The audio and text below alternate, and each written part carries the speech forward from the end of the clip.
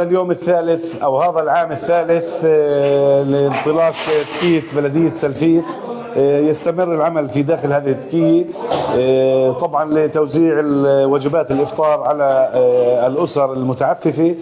في هذا العام يعني تمكنا وبتعاون مع وزارة التنمية الاجتماعية من الوصول إلى أيضا 7 تجمعات قريبة من سلفيت، بداية من رفات وانتهاء بيسوف. إن شاء الله سنستمر حتى نهاية شهر رمضان، نقوم بإعداد الطعام بشكل يومي. هناك طاقم كبير من المتطوعين والمتطوعات يعملون في هذه التكية يوميا، يتواصل معنا الناس. هذا شهر خير، هذا شهر بركة. نتمنى أن يمر هذا الشهر بخير وسلام وأمن على أهلنا في غزة، وأن نختم هذا الشهر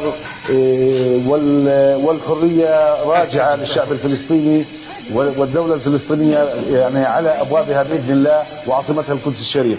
أتوجه إلى كل أهالي الخير وأهالي سلفيت بالتحية، وأقول لهم كل عام وأنتم بخير.